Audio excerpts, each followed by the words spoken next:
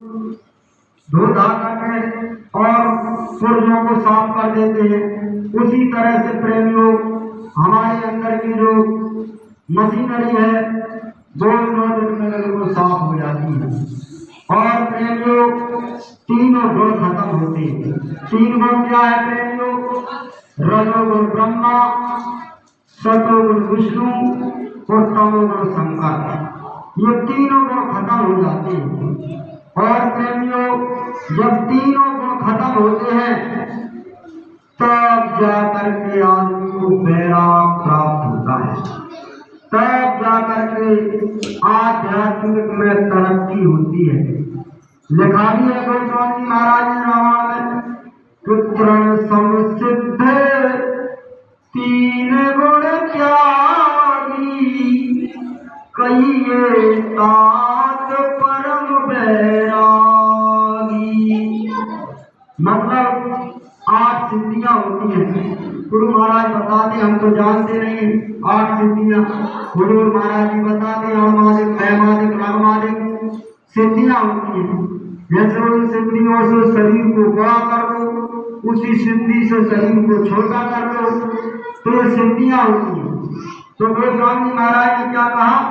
तृण समसिद्ध, मतलब ये 8 सिद्धियों को त्याग दे और 3 गुणों को त्याग दे, तब जाकर के वैराग प्राप्त होता है।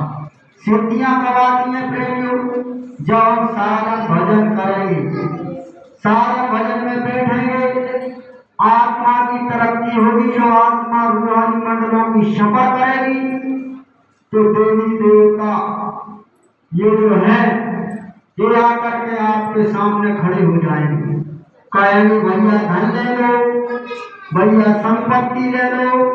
आप कहोगे कि हम लड़का जिंदा कर देंगे, मरे हुए आदमी को जिंदा कर देंगे, ये आपके अंदर शक्ति आ जाएगी। तो प्रेमी गुरु महाराज बताते हैं अगर उसमें हम फंस गए तो प्रेमियों की आत्मा आगे नहीं जा सकती। आत्मा अटक जाएगी, बीच में भटक जाएगी, फिर जो है अपने घर नहीं जा सकती है। उन्हीं सिद्धियों में हम लोग भूले पड़े रह जाएंगे। आजकल क्या होता है, सिद्धियों से लोग जो है दूसरे का काम करने लग जाते हैं। तो लोग कहते हैं ये चमत्कार हो रहा है, ये ऐसे बाबा है। लेकिन गुरु महाराज कहते हैं उन सिद्धियों में अगर आप पड़ गए, उनमें भटक गए, तो बस वहीं तक के होकर के रह गए।